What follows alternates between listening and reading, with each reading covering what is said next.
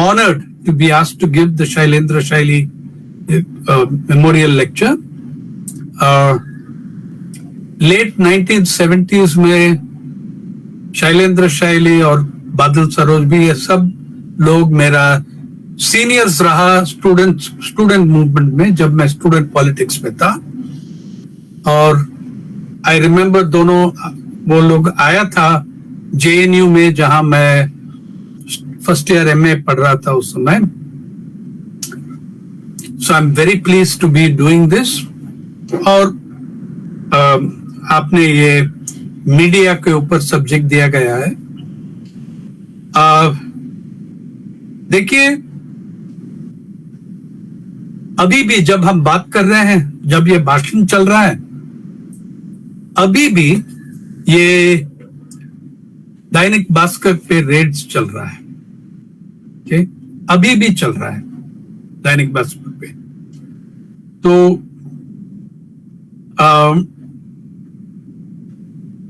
Sorry, एक minute.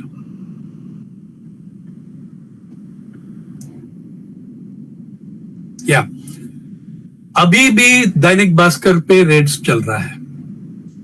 अभी भी कोई हिसाब नहीं है कितने पत्रकार, दैनिक भास्कर का इनकम टैक्स का रेट चल रहा है.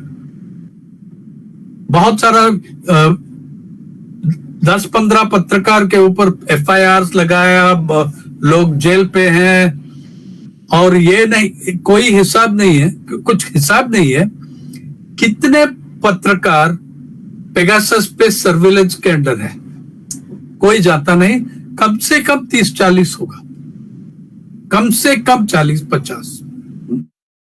No how many journalists are under surveillance by Pegasus.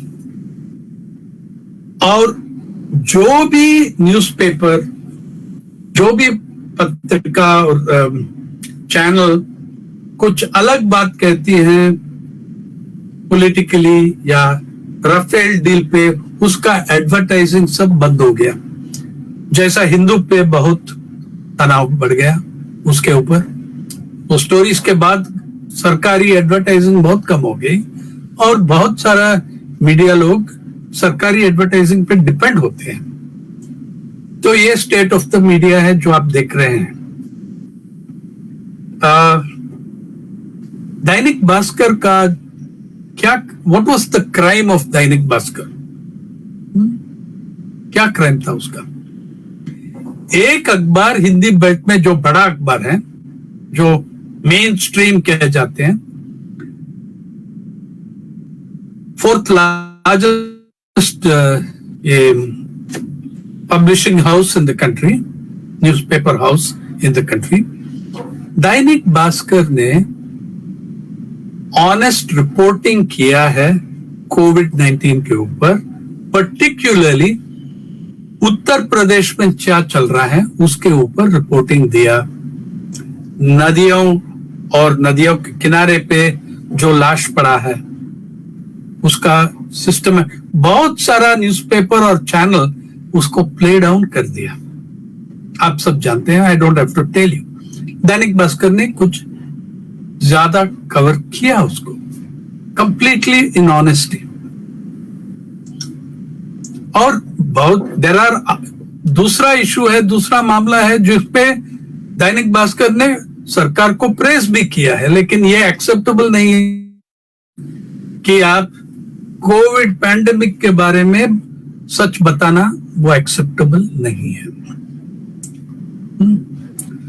तो जो भी, और अभी ग्रेड चल रहा है, बोल रहा है कि 700 करोड़ इनकम टैक्स इवेजन. ये सिर्फ दैनिक भास्कर का बड़ा न्यूज़पेपर्स में पहली बार हो रहा है. इंडिपेंडेंट मीडिया को बहुत हो चुका है अब तक. Attacks on wire, the wire और न्यूज क्लिक पे ज्यादा. उसमें कुछ एनफोर्समेंट डायरेक्टरेट उनका रेड किया, उसको FIR डाला, जो भी पता नहीं क्या क्या कर रहा है, क्या चार्जेस है, कुछ नहीं जानता हूं. लेकिन चल रहा है वो अटैक ऑन इंडिपेंडेंट जर्नलिस्ट पे. पहले आया, अभी बड़ा प्रेस पे भी आ रही हैं जो मेन स्ट्रीम कह जाती है।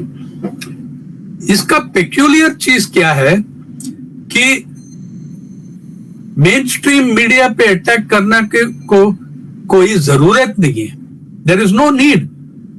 95% वो मोदी जी के साथ है, भाजपा के साथ है, सरकार के साथ है और सरकारी एडवर्टाइजिंग पे डिपेंडेंट है, और उनका ओनर्स भी कॉर्पोरेट लोग हैं जो सरकार के साथ बहुत तालमेल है, बहुत कॉन्ट्रैक्ट्स ये सब है, public contracts, public works, mining, oil and natural gas, सबका। There is no need to terrorise this press, it is already doing what the government wants, playing it down. लेकिन अभी भी हम नहीं जानते हैं कि कितने इंडिविजुअल जर्नलिस्ट को सर्वेलेंस के अंदर डाला। मैं आपको एक हिस्ट्री से एक एग्जांपल देता हूं। अभी 5-6 महीने में, और between December and April next year, December this year, April next year, हमारा देश का पत्रकारिता, जो मॉडर्न पत्रकारिता कह सकते हैं, अगले साल 75 साल स्वतंत्रता कह सकते हैं, वो एक सेलिब्रेशन है। दूसरा, 200 साल का पहला हमारा Indian social political views newspaper आया था, और किसने लाया? वो राजा राम मोहन रॉय, और वो 1 साल के अंदर बंद हो गया। क्यों? राजा राम मोहन रॉय ने एक अखबार निकाला, उसका नाम था मिरातुल अखबार, और कौन सी भाषा में? बंगाली में नहीं था, पर्शियन में। वो एलिट का लैंग्वेज उस समय, मुगल कोर्ट में ऑफिशियल लैंग्वेज था पर्शियन। और राजा राम मोहन रॉय ऐसा एक स्कॉलर था, इक्वली फ्लुएंट 10 भाषाओं में, पर्शियन, फ्रेंच, हिंदी, और ये देवेंद्रनाथ जो उस समय प्रसाद, हिंदी का सबसे बड़ा पंडित था, उसने कहा this is the 3rd greatest writer in the Hindi language. Bengali है राजा राम मोहन रॉय ने, लेकिन he knew 10 languages equally well including English. तो वो अखबार में क्या हुआ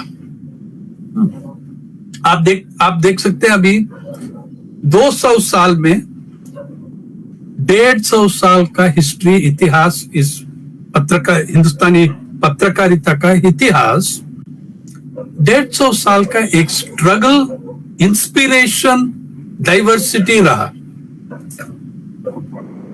20 साल का डैमेज हुआ, 20 साल का कॉर्पोरेट ओनरशिप आ गया, बहुत बदल गया, और पिछले 30 साल अभी पूरा कॉर्पोरेट कंट्रोल्ड मीडिया है। So that is the situation of the media. लेकिन राजा राम मोहन रॉय को क्या हुआ? अब पिछले 30 साल में कह रहा हूं ना, 200 साल में, अनफॉर्चुनेटली वो कॉर्पोरेट जगत की ईरा में हम रहते हैं। You and I R living in the era of corporate control of media and journalism. आप ये भी समझ लीजिए, मीडिया और जर्नलिज्म एक चीज नहीं है, अलग अलग हो गया, और उसका दूरी बढ़ रहा है हर दिन। जब राजा राम मोहन रॉय मिरातुल अखबार को निकाला अप्रैल 12, 1822 को,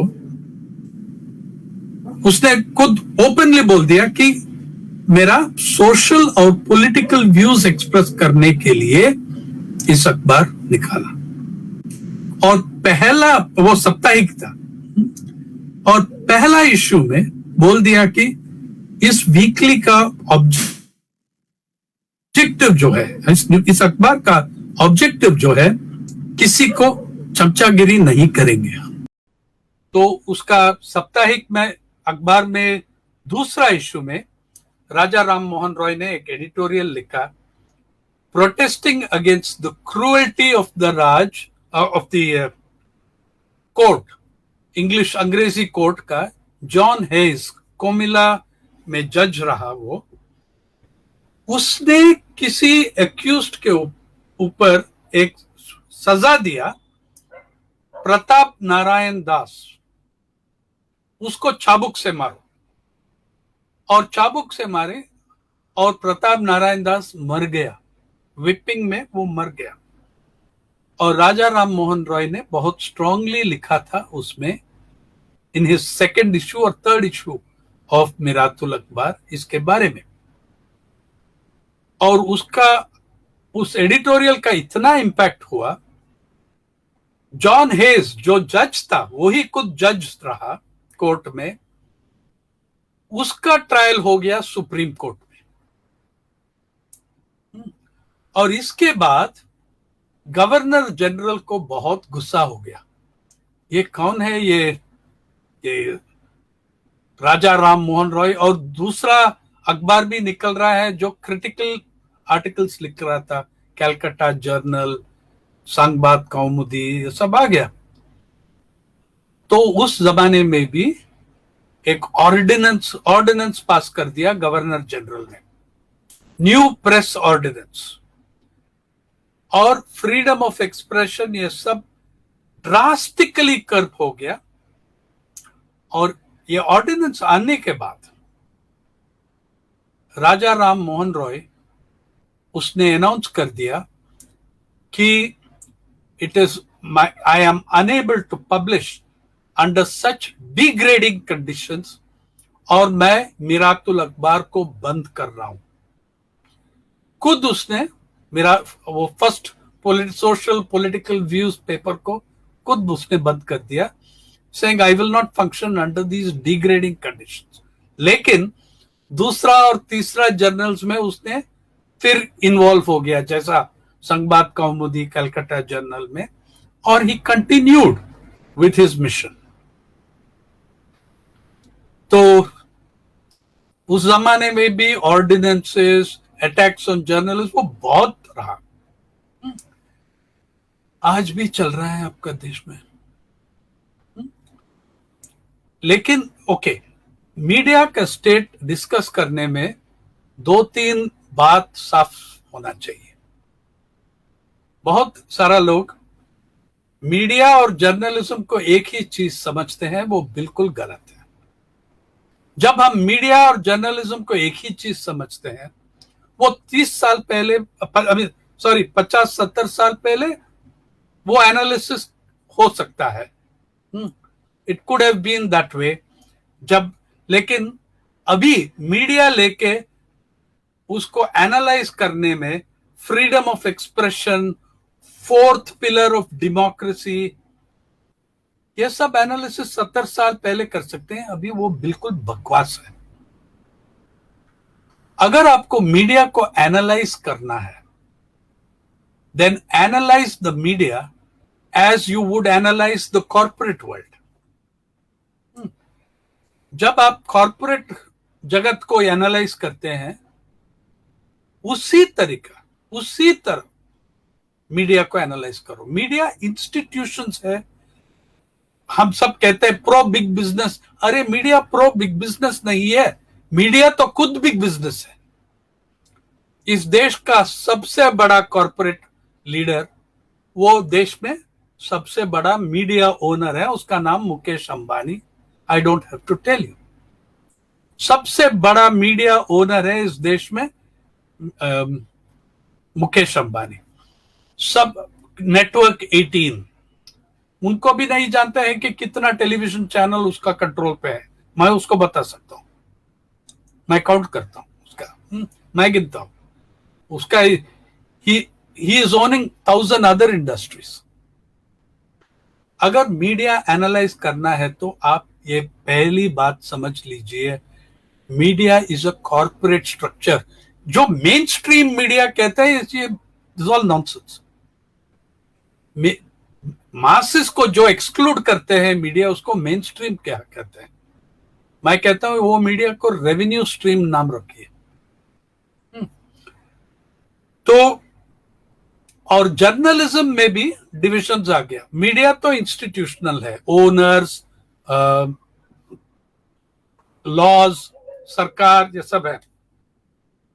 पत्रकारिता में भी एक जमाने में भी देखो, एक जमाने में भी बहुत सारा स्वतंत्रता संग्राम के समय में बहुत सारी शाखाएं हैं पत्रकारिता में, आज वो नहीं रहे। पत्रकारिता में आज सिर्फ दो प्रकार की पत्रकारिता बचे हैं। एक तो पत्रकारिता, दूसरा अशुलिपि, स्टेनोग्राफी। ज्यादा से ज्यादा 85%, 90% जो आप अखबार में पढ़ रहे हो, जो आप टीवी में देख रहे हो, 10% एक्सेप्शंस होगा, बाकी सब अशुलिपि है, स्टेनोग्राफी। और स्टेनोग्राफर टू पावर, जो पावर कहते हैं वो लिखते हैं, जो पावर कहते हैं, जो सरकार कहते हैं वो ही दिखाते हैं। देखो कोविड में कैसा फंक्शनिंग किया ये सब टेलीविजन चैनल, एक दो छोड़ के, एक एनडीटीवी, ये सब एक्सेप्शंस है, लेकिन वो ये एक्सेप्शंस। तो ये there are two streams in journalism now, journalism and stenography. और आप सब मानते हैं, आप सब एग्री करेंगे मेरे साथ, सहमत होगा कि ये पैंडेमिक की पीरियड में जनता का नीड, पत्रकारिता का नीड बहुत रहा जनता में, समाज में। इंडियन सोसाइटी, इंडिपेंडेंट इंडिया में society and public have never needed us more. They have needed journalism most in this period. और मीडिया ने क्या किया? 2000, कम से कम 2000 पत्रकार को छुट्टी कर दिया, सैकिंग। 2000 से ज्यादा, 2000 तक हम काउंट कर सकते हैं, लेकिन बहुत सारा सैकिंग साइलेंटली हुआ। और मैं उसके बारे में, हमारे पास प्रूफ नहीं है। 2000 तो सब पत्रकार संगठन सब गिन के 2000 कह रहे हैं। उसके अलावा जो न्यूज़पेपर्स और टेलीविजन चैनल्स में नॉन जर्नलिस्ट वर्कर्स है, वो 10,000 से ज्यादा हो गया। पूरा पब्लिक, वो कैसा एस्टिमेट लेने भी मुश्किल है, लेकिन कम से कम 8,000, 10,000 जो टेक्नीशियन, कैमरामैन, ये सब जितना नौकरी गया। और ये पैंडेमिक टाइम में ये एक्सक्यूज यूज कर दिया इन लोग को सब निकालने में। 2008 वॉल स्ट्रीट कोलैप्स के बारे में बाद में एक 3,000 पत्रकार को नौकरी से निकाल दिया। डीमोनेटाइजेशन के बाद हिंदुस्तान टाइम्स ने 6 एडिशन बंद कर दिया, टेलीग्राफ ने 2 एडिशन बंद कर दिया। पिछले 20 साल में बहुत सारा पत्रकार को जॉबलेस बना रहे हैं। देखिए इस देश में अभी भी बहुत सारा अच्छा पत्रकार है, जॉब नहीं है उसके पास, ना? और जो ट्रबलसम पत्रकार है वो पहले निकालते हैं उसको। Imagine at the time you are required most, the public wants you most to do journalism, you sack 2000 journalist. क्या कवरेज करेंगे कोविड के बारे में? क्या करेंगे? आप देख चुका है पिछले साल मार्च और अर्ली अप्रैल में बहुत कवरेज हुआ माइग्रेंट्स के बारे में। कुछ दिन के बाद सब निकल गया। क्यों? माइग्रेंट्स गांव में चले गए हैं। हम गांव तो नहीं कवर करते हैं। कौन कवर करते हैं? People's archive of rural India cover करते हैं, लेकिन कौन सा बड़ा न्यूज़पेपर गांव को कवर करते हैं? मैं आपको कुछ नंबर्स देता हूं।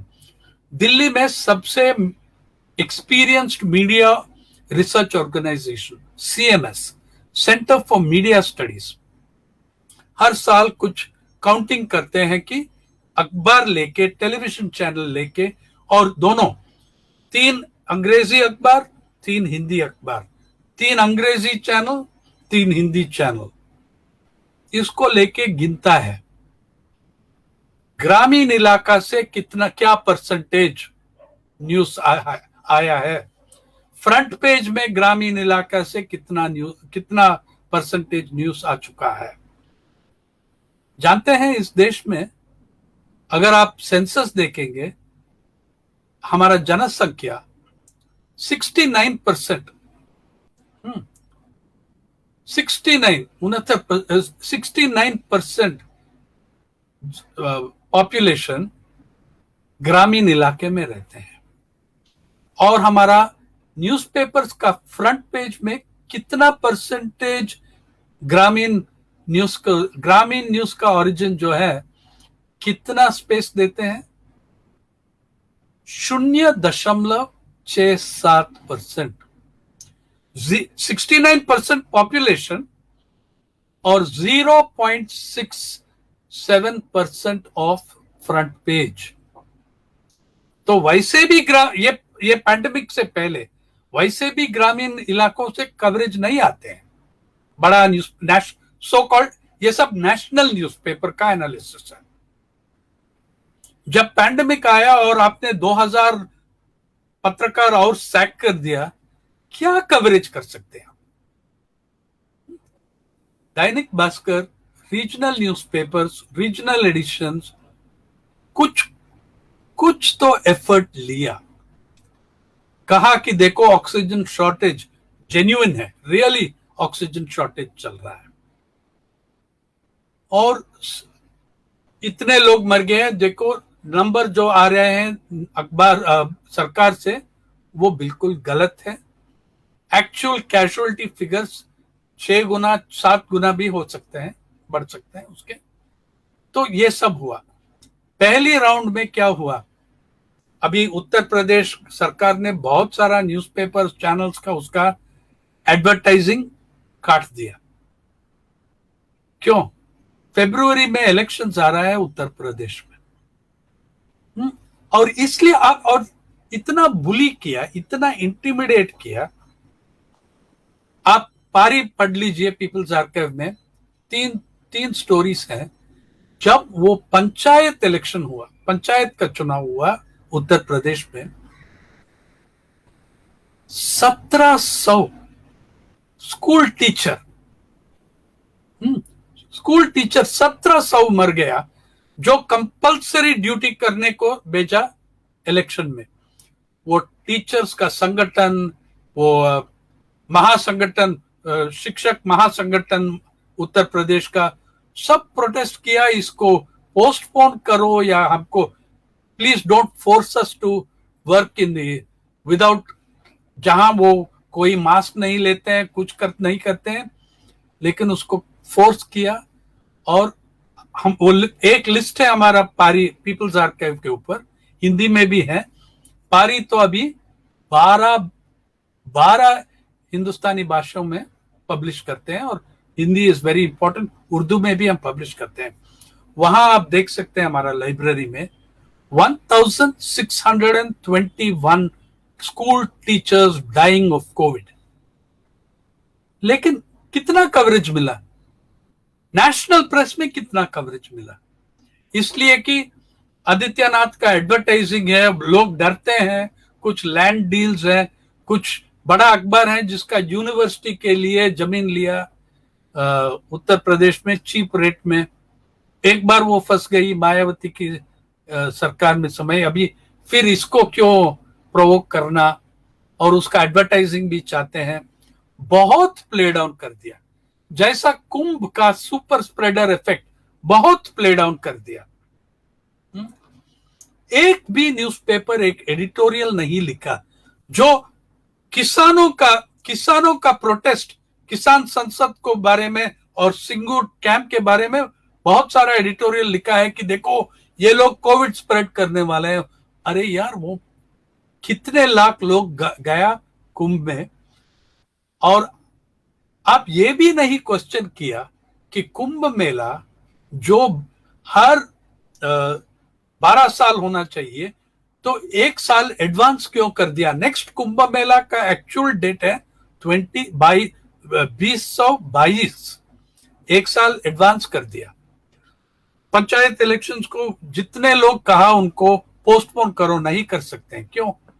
इसलिए कि फरवरी 2022 में चुनाव है, असेंबली इलेक्शन है, उसको दिखाना है कि हमने इतना बड़ा कुंभ मेला कर दिया, और वो फरवरी में है।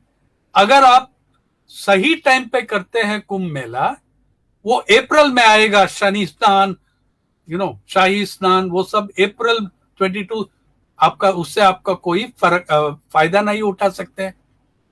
वो सोचा कि हमने एक सक्सेसफुल कुंभ मेला दिखा के, और वो उत्तराखंड का चीफ मिनिस्टर जिसने प्रोटेस्ट किया उसको भी नौकरी से निकाला। तो कोविड का coverage, this is the worst point. 200 साल के इतिहास में ये हमारा लोएस्ट पॉइंट, हमारा इतिहास में पत्रकारिता का, हमारा हिंदुस्तान में पत्रकारिता का इतिहास में 200 साल में हम सबसे नीचे पॉइंट में पहुंच गए हैं। और देखिए, सोशल मीडिया में भी आप हर दिन देख रहे हैं organised social media trolls, organised armies, वो आईटी सेल का, उनका पॉलिटिकल आईटी सेल का, किसका आप देख सकते हैं किसका चमचागिरी चल रहा है, किसके ऊपर अटैक आती है। You can look at it. अशुलिपि, वो सोशल मीडिया का अशुलिपि स्टाइल है वो। आप 2 इश्यू देख लीजिए। अभी मैंने कोविड के बारे में बताया, आप फार्मर्स एजिटेशन और इकोनॉमी में क्या हो रहा है आप देखिए। इस देश में 70 साल में असमानता इतना नहीं बढ़ा जैसा पिछले 15-20 साल में बढ़ गई। और असमानता का लेवल्स जो है इस देश में, आप कंपेयर कर सकते हैं कि 1921, 1922 उस समय के। आप, मैंने ये नहीं कह रहा हूं कि ये मोदी जी ने किया, सही नहीं है, ये पॉलिसी की बात है। 1991 से 1991 से जब हमने ये, उस समय नया आर्थिक नीति कहते हैं, नियो लिबरलिज्म, जो आर्थिक नीति हमने लाए हैं, वो उस असमानता को इतने जोर से बढ़ा दिया। अभी मैं आपको कह रहा हूं, मैंने 10 मिनट पहले आपको कहा, understand the media as a corporate institution, there is a monetary interest in the media. आपको एग्जांपल देता हूं। कल भी इंडियन एक्सप्रेस ने एडिटोरियल लिखा किसान संसद के बारे में, सब लिख के देख, 2 पैराग्राफ होगा। ये नया कानून जो लाया था सरकार सितंबर 2020 में, 2020 में सितंबर में 3 कानून लाया था। एपीएमसी का कानून, और ये इसेंशियल कमोडिटीज अमेंडमेंट एक्ट, और वो इसमें कॉन्ट्रैक्ट फार्मिंग का कानून। हर अखबार सपोर्ट करते हैं उसको। एक तो हिंदू थोड़ा क्रिटिसाइज किया, लेकिन मैंने कॉर्पोरेट मीडिया के बारे में बता रहा हूं। कल भी इतना सफरिंग हुआ, देखिए आप कैसा कवर कर रहे हैं किसानों का संगठन, किसानों का संघर्ष और आंदोलन, जो दुनिया में सबसे बड़ा एजिटेशन चल रहा है और कोविड की समय में चल रहा है। उसको देखो कैसा कवर कर रहा है, और देखो कुंभ मेला को कैसा कवर किया। ये स्प्रेडर है कोविड का, किसान एजिटेशन, उनको ये कहना है। कल भी इंडियन एक्सप्रेस, जो कहते हैं एक्सप्रेस अंडरडॉग का न्यूज़पेपर है, वो भी एडिटोरियल लिखा है, basically these are very good laws, ये कानून बहुत बढ़िया है, इसको मत हटाना। अभी 8 महीना लोग बैठे हैं। दिल्ली का सबसे खराब विंटर था 70 साल में, उस पे बैठा है। अभी हॉरिबल समर में बैठा है, अभी मॉनसून का बारिश में बैठ रहा है। ये आपका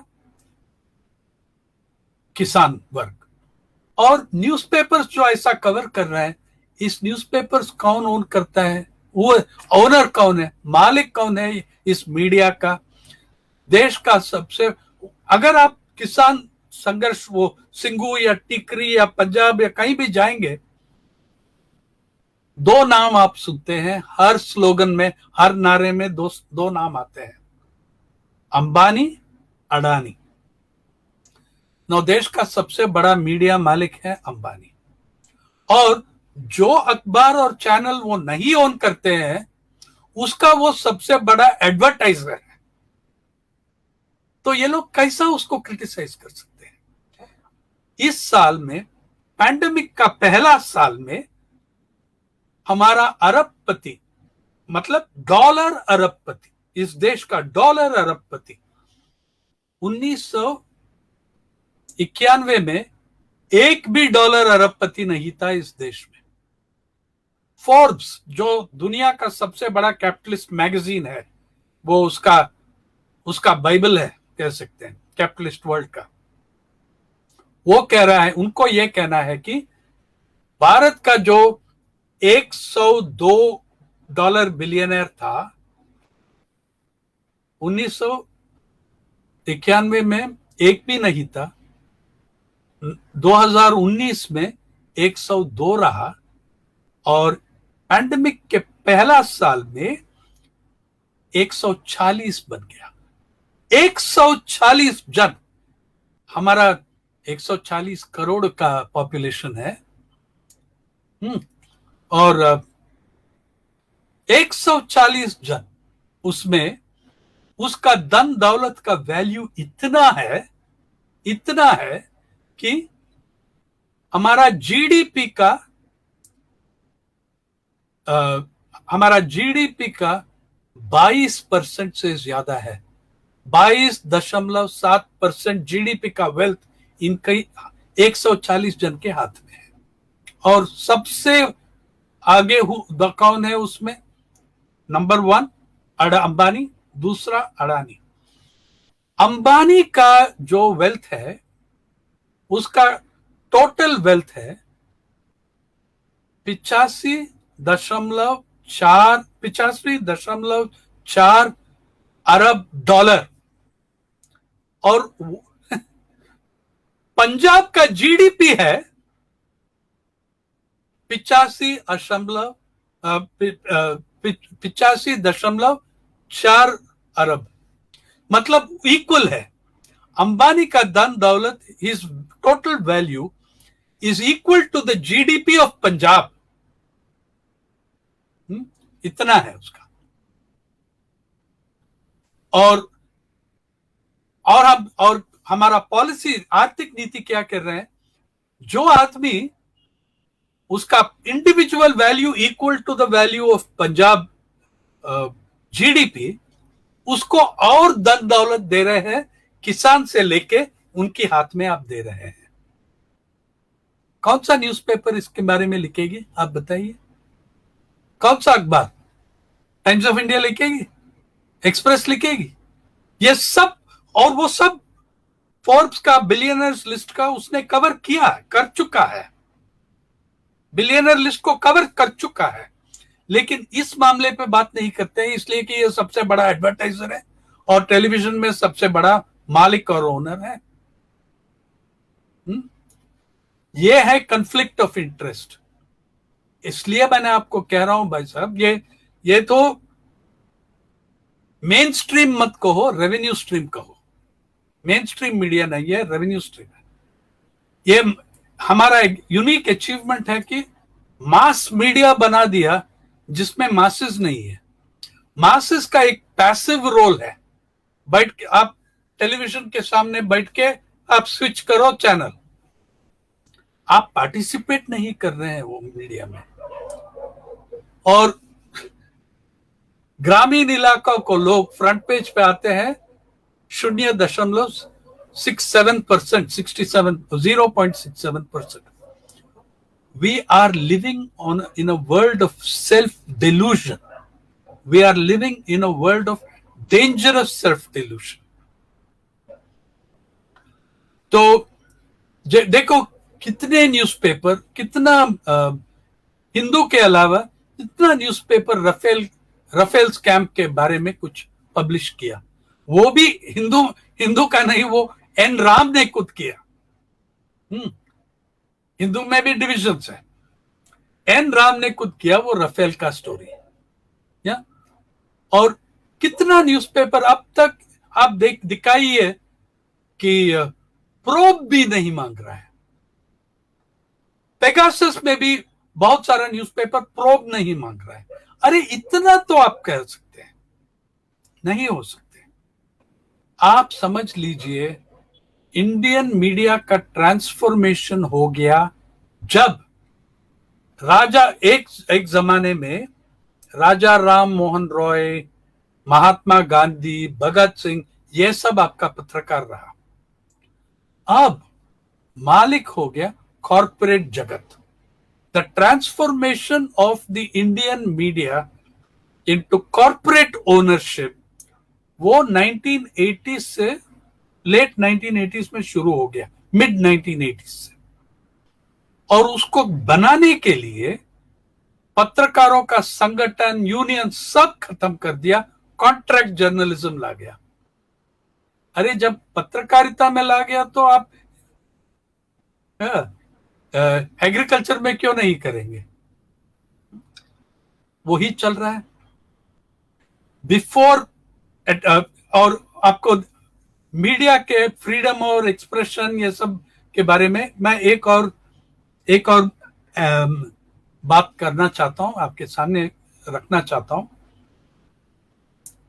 India's performance in freedom of media सिर्फ मोदी आने के बाद नहीं गिरा, स्टेडीली ये डिक्लाइन हो रहा था 1991 के बाद। अरे ये यूएपीए सब चिदम्बरम साहब और यूपीए ने इंट्रोड्यूस किया, यूएपीए एक्ट। लेकिन क्या हो गया अभी, जो 1991 में लैंड एक्विजिशन ये सब के ऊपर एसईजेड ये सब करने में जो देहात में चल रहा था, क्रिमिनलाइजेशन ऑफ डिसेंट, अभी एलिट के घर के सामने पहुंच गया वो आग। The fire has reached our doorstep.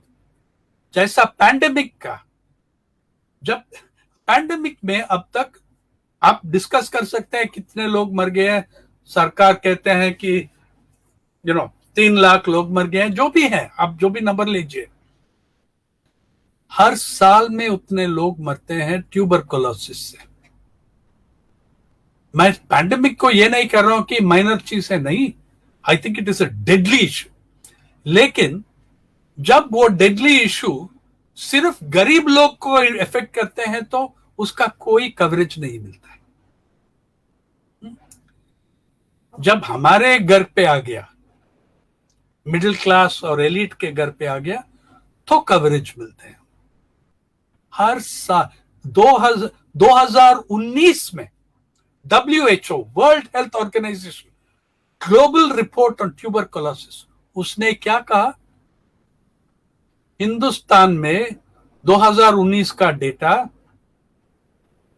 4,45,000 लोग टीबी से मर गया। 4,45,000 लोग। कुछ न्यूज़पेपर यहां मेंशन कर दिया ये WHO का नंबर है, कुछ एडिटोरियल कुछ नहीं था। इसलिए कि tuberculosis is a disease. WHO ने कहा tuberculosis is a disease of poverty and economic distress. गरीब लोग को होता है वो। और भारत सरकार ने WHO को बहुत डांटा। No, the correct figure is 79,000। वो भी बहुत ज्यादा है भाई साहब, लेकिन करेक्ट फिगर इज 79,000 और हमारा अखबार और चैनल सब कह दिया करेक्ट फिगर इज 79,000। मैंने आपको ये कहना चाहता हूं कि हम सब मानते हैं कि कोविड का नंबर्स बकवास है, एक्चुअली 4 गुना 5 गुना बड़ा होगा, हम सब जानते हैं। लेकिन वही लॉजिक 30 साल से मैं चिल्ला रहा हूं, अरे यार आपका किसानों का आत्महत्या 3 लाख नहीं है भाई साहब, 3 लाख नहीं है मित्रों, आप उससे 3-4 गुना बड़ा है। पॉवर्टी का जो फिगर देते हैं 21%, that's nonsense, it is much greater than that. लेकिन वो नंबर सब हम एक्सेप्ट कर दिया, लेकिन अभी कोविड जब हमको इफेक्ट कर रहा है, ये हमारा मिडिल क्लास हिपोक्रेसी है। अभी हम कह रहे हैं कि ये नंबर सही नहीं है। आप बताइए मुझको कौन सा नंबर सही था? फार्म सुइसाइड्स का नंबर सही था, ट्यूबरकुलोसिस डेथ्स का नंबर सही था, पॉवर्टी का नंबर सही था, एग्रीकल्चर का परफॉर्मेंस नंबर सही था, कौन सा नंबर सही रहा? डिमोनेटाइजेशन का जो फिगर्स दिया, जीडीपी का जो फिगर्स दिया उसके बाद वो सही रहा? ये हमारा ये फेलियर ऑफ सिस्टम नहीं है मित्रों, मैं ये कहना चाहता हूं कि ये फेलियर ऑफ सिस्टम नहीं है, यही हमारा सिस्टम है। और अखबार और मीडिया और पत्रकारिता इसमें पूरा इन्वॉल्व है। All those numbers were acceptable. Now it is not acceptable because it is affecting us also. अखबार और ये मीडिया का ओनर्स हैं, वो सिर्फ मीडिया को नहीं ओन करते हैं। मैंने एक दिन लिस्ट किया कौन सा इंडस्ट्रीज में प्रेजेंट है, मैं आपको 50 नाम 50 सेक्टर्स लेता हूं।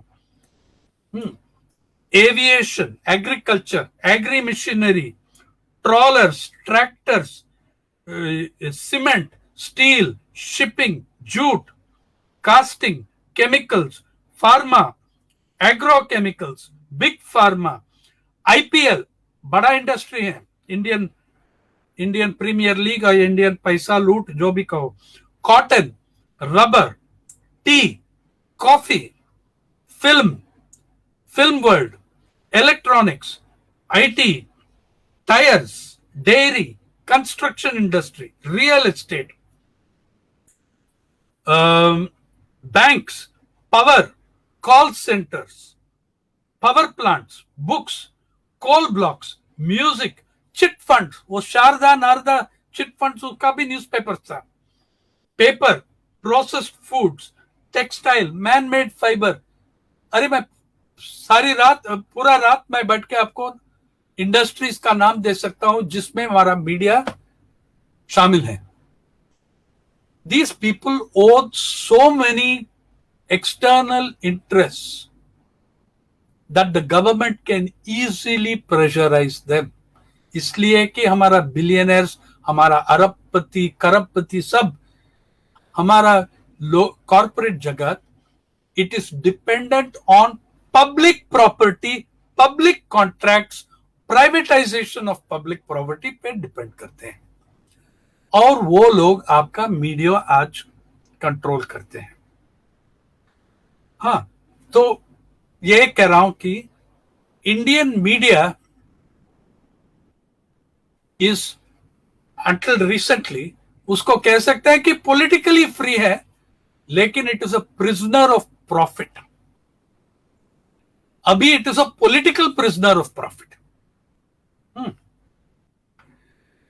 और जब इसका इम्पैक्ट मीडिया पे दिख रहा है, और ये अथॉरिटेरियन गवर्नमेंट, जो अथॉरिटेरियन एटीट्यूड जो आया है प्रेस में, यूपीए के टाइम में भी डिक्लाइन हो गया इंडिया का rank freedom of press, world press freedom index, एक ऑर्गेनाइजेशन, एक एनजीओ पेरिस में बैठे हुए हैं, रिपोर्टर्स सांस फ्रंटियर्स, इसका मतलब है रिपोर्टर्स विदाउट बॉर्डर्स।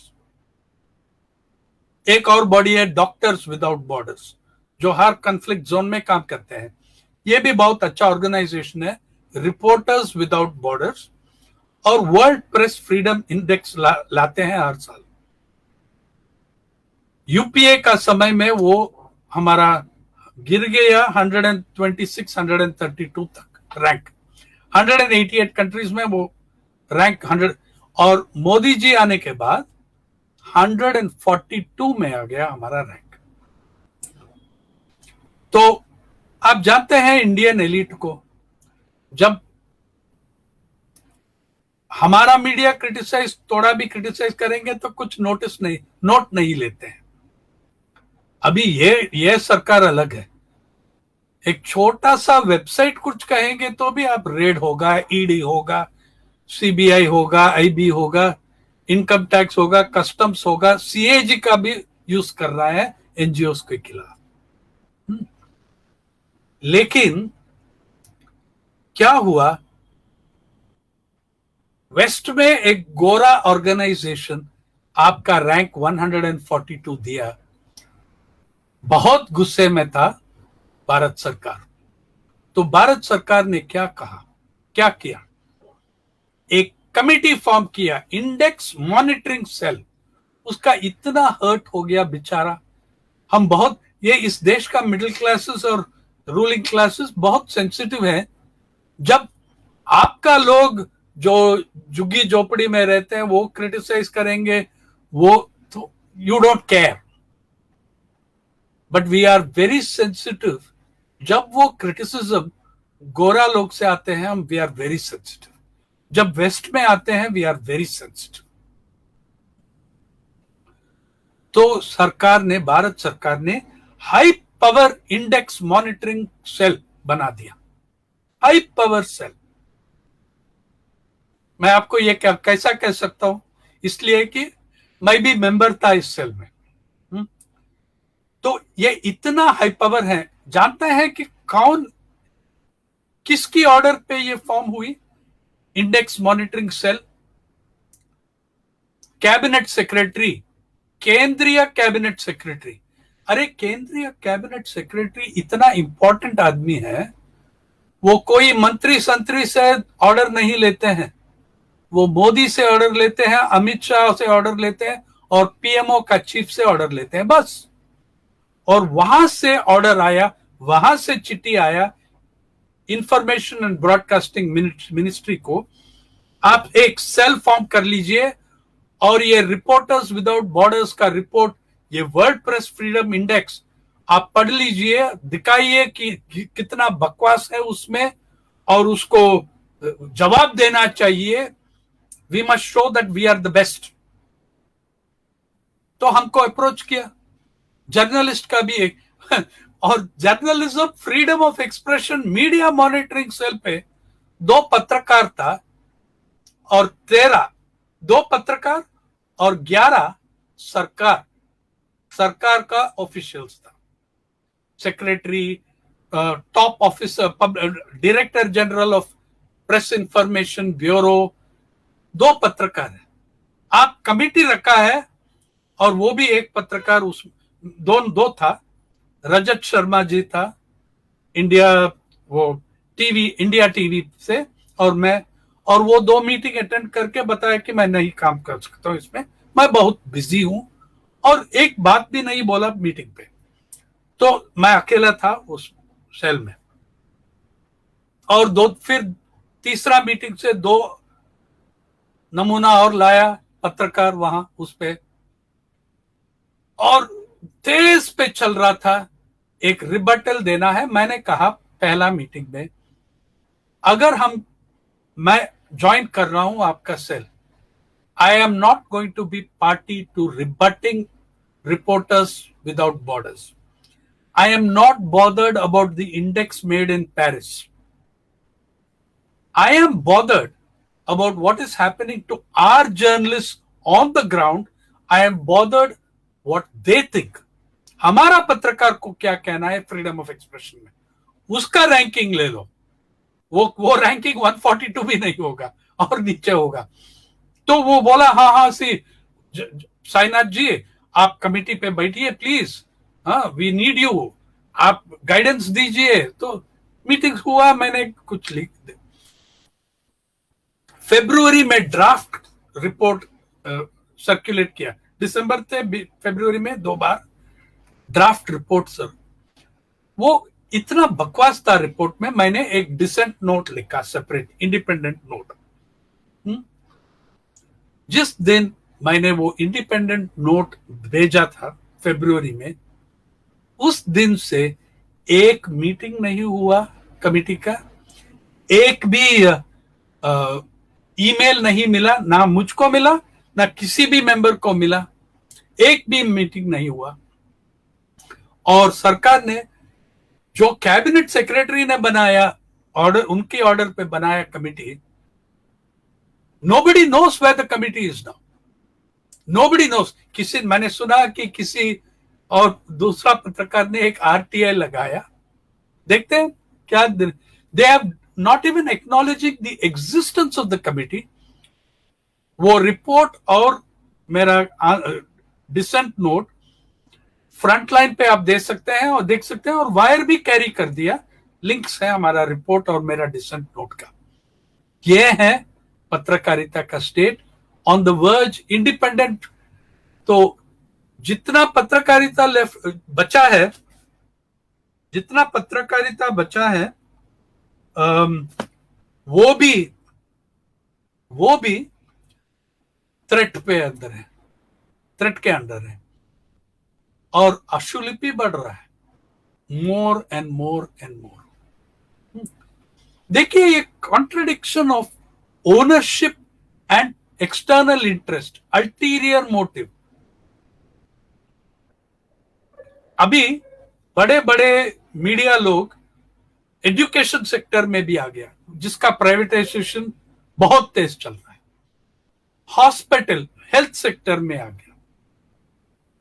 यूपी में टाइम्स ऑफ इंडिया ने बेनेट यूनिवर्सिटी, उसका कंपनी था, जो कंपनी टाइम्स ऑफ इंडिया को ओन करते हैं, उसका नाम बेनेट कोलमैन एंड को। वो 1800s का, 19th सेंचुरी का ओनर्स था वो लोग उस समय। वही नाम रखा है, बेनेट कोलमैन एंड को, और एक बेनेट यूनिवर्सिटी। और उसका जिस दिन उसका लॉन्च हुआ, और उसका बहुत प्रॉब्लम्स है लैंड का। किसी भी यूपी सरकार, चाहे मायावती जी का सरकार या आदित्यनाथ जी का सरकार, उसका they can squeeze the tail of Times of India any time. तो आप उसको कैसा क्रिटिसाइज करेंगे, आदित्यनाथ को और कोई भी चीफ मिनिस्टर को। मुझको याद है कि जिस दिन उसका इनॉग्रेशन हुआ यूनिवर्सिटी का,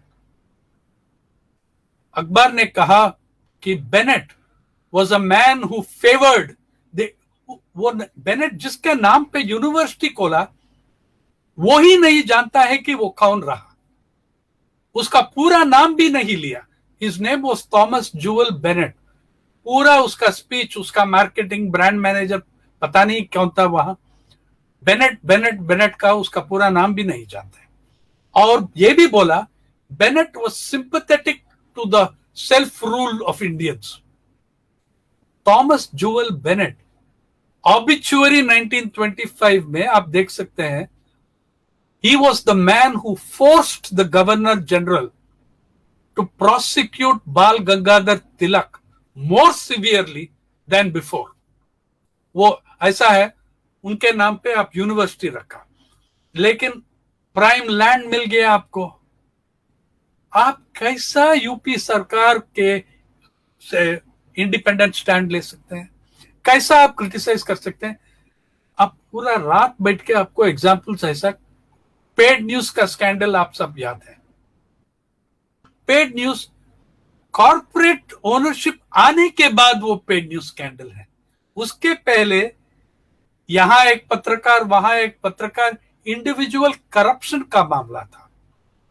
कॉर्पोरेट ओनरशिप आने के बाद जो इंडिविजुअल करप्शन था, वो इंडस्ट्री बन गई, thousands of crores वर्थ। और आप देख सकते हैं इलेक्टोरल बॉन्ड्स में कौन कौन डोनेट कर रहा है, और इलेक्शन कवरेज में कैसा मीडिया कवर कर रहे हैं, कैसा बिट कर रहे हैं। तो मैंने आपको अंत में यह कहना चाहता हूं, don't surrender the media to the corporate world. आप ऑल्टरनेटिव्स बनाओ। हमारा प्लेटफॉर्म पारी भी ऑल्टरनेटिव्स है। Wire is an alternative, Frontline is alternative, but जितना भी ऑल्टरनेटिव हम कह सकते हैं, बना सकते हैं, जो मेन स्ट्रीम कहता है रेवेन्यू स्ट्रीम, उसको आप सरेंडर मत करना उन लोगों को।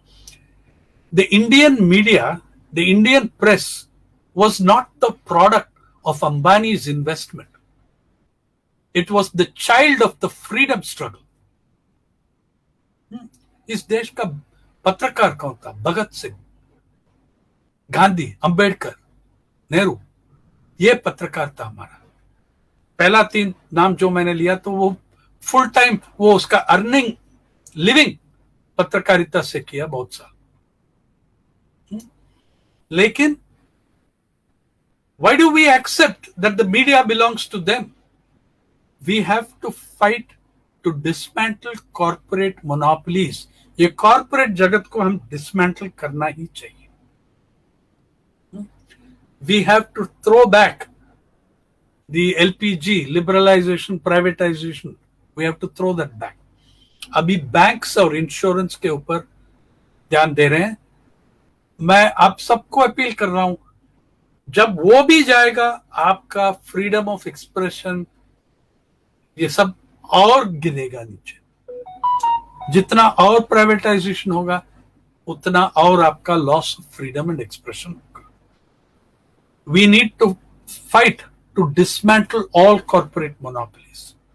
दूसरा, लेजिस्लेशन चाहिए to curb private monopolies in media. बहुत सारा देश में है, यूनाइटेड स्टेट्स में भी है, लेकिन यहां नहीं है। हमको कानून चाहिए जिसमें पेड न्यूज को क्रिमिनल ऑफेंस बना सकते हैं। जब मैंने स्टोरी ब्रेक किया पेड न्यूज का, अशोक चव्हाण का, कांग्रेस मुख्यमंत्री महाराष्ट्र में, हम सब प्रूव कर दिया, लेकिन आईपीसी में पेड न्यूज का कोई ऐसा वो किस चिड़िया का नाम है? किस चिड़िया का नाम था? ऐसा कुछ ऑफेंस नहीं था। No criminal offence called paid news. आप कानून बनाइए पेड न्यूज को क्रिमिनल ऑफेंस बनाने के लिए। पब्लिक ब्रॉडकास्टर्स, ये दूरदर्शन, राज्यसभा, आप सब जानते हैं, एक जमाना था 15-20 साल पहले, जब सोमनाथ चैटर्जी पार्लियामेंट का स्पीकर था। उस जमाने में, उस टाइम में राज्यसभा और Lok Sabha TV, they were better than any private channel. लेकिन they should not be reporting to government.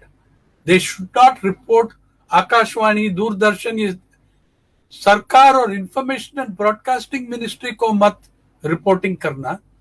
They should report each year to parliament so that all political forces are represented. ऐसा है Canadian broadcasting system, CBS Canada में, the media CBC Canada, Canadian Broadcasting Corporation, it is not answerable to the information ministry, it is answerable to the Canadian parliament. आप ऐसा कर सकते हैं। और आप लोग जो बैठे हैं घंटा, I will spare you now because I have taken a lot of your time. आप लोग क्या कर सकते हैं? देखिए, आप मीडिया के बारे में कंप्लेन करते हैं, बोलते हैं कि देखो ये बुर्जुआ मीडिया है, ऐसा है। प्लीज, उन मीडिया के अंदर भी अच्छे जर्नलिस्ट हैं, उसको कैसे आप सपोर्ट करते हैं? और अबव ऑल, जो ऑल्टरनेटिव्स हैं, जो छोटा इंडिपेंडेंट जर्नलिस्ट है। अरे, एक जमाने में मध्य प्रदेश में I used to always look eight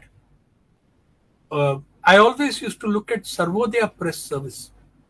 जितना इंफॉर्मेशन उनसे मिला मुझको, किसी मेन स्ट्रीम अखबार से नहीं मिला।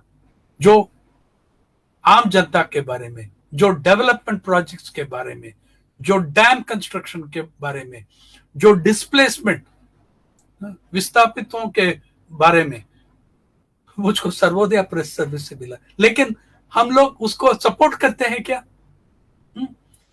अभी वायर है, PARI People's archive of rural India है। People's archive of rural India में हम चार्ज भी नहीं करते हैं। क्यों? इसलिए कि हम 12 हिंदुस्तानी भाषा में निकल रहा है, ऑल मेजर लैंग्वेजेस, और हम चाहते हैं कि जो लड़के लड़की अफोर्ड नहीं कर सकते हैं न्यूज़पेपर को, उनसे कुछ सब्सक्रिप्शन फी हम नहीं लेंगे, और हम एडवर्टाइजमेंट भी नहीं लेते हैं, इसलिए कि एडवर्टाइजर ही कंट्रोल करते हैं ज्यादा से ज्यादा कंटेंट, ज्यादा से ज्यादा। तो बहुत सारा एफर्ट्स हैं इंडिपेंडेंट मीडिया में। हम सब्सक्रिप्शन फी नहीं लेते हैं किसी से भी, open to public, free to public. Hindi में आते हैं, उर्दू में आते हैं, तमिल, हिंदी, गुजराती, मलयालम में आते हैं, लेकिन हम रैंडम डोनेशंस पे डिपेंड करते हैं, जितना भी हो, 100 रुपया, 200 रुपया आप। But if you do not support the alternatives, you are only going to strengthen corporate media. जब ऑल्टरनेटिव थोड़ा मजबूत, जब ऑल्टरनेटिव में थोड़ा ताकत बढ़ जाती है, उसका असर भी आता है वो कॉर्पोरेट मीडिया पे। They have to cover certain issues when it is covered very effectively in the alternative press, in the independent, alternative नहीं कहता हूं, independent press कहता हूं। तो अगर आप इंडिपेंडेंट प्रेस को सपोर्ट नहीं करते हैं, तो आप कैसा आपका बड़ा मीडिया के बारे में complaint, what is the use of your complaining? I think that also you all have to go out, criticize, hold meetings, show support for Dainik Bhaskar when they are under attack like this. उनका journalist के साथ solidarity, ये सब होना चाहिए। There is plenty we can do. Dismantle corporate monopolies. 1969 में वही हुआ, कॉर्पोरेट मोनोपोलीज का डिसमेंटल हुआ, इंडियन नेशनलाइज्ड बैंकिंग सेक्टर हुआ, जिसके बिना कोई छोटा पेजेंट्री, मिडिल पेजेंट का कुछ क्रेडिट नहीं आने वाला था। वो आने के बाद आया, और अभी हम रिवर्स कर रहे हैं, डी नेशनलाइजेशन कर रहे हैं, प्राइवेटाइजेशन कर रहे हैं। You have to fight this, dismantle corporate monopolies. We have to fight for, कानून के लिए संघर्ष करना है, प्राइवेट मोनोपोलीज को कर्ब करना है मीडिया में। पेड न्यूज को क्रिमिनल ऑफेंस बना दिए, और जितना आप एनकरेज कर सकते हैं ऑल्टरनेटिव मीडिया को, एग्जिस्टिंग मीडिया में भी आप इन्फ्लुएंस करने के लिए, सोशल मीडिया पे, फेसबुक पे, ट्विटर पे, जो आप इस प्रोग्राम भी फेसबुक पे कर रहे हैं, तो do all you can to influence existing media, but also support independent media. और हमारा इतिहास का सबक यह है, और it is also the lesson we learn, that very small publications, very small individuals, राजा राम मोहन रॉय और उनके बाद सैकड़ों लोग, they can stand up, they can fight। और अगले साल 75th एनिवर्सरी ऑफ इंडिपेंडेंस आ रहा है। Let us fight for democratization of the media, democratization of the digital space. Let us fight for independence, not just the 75th anniversary of Indian independence, but for the independence of Indian media. Thank you. Dhanyawad.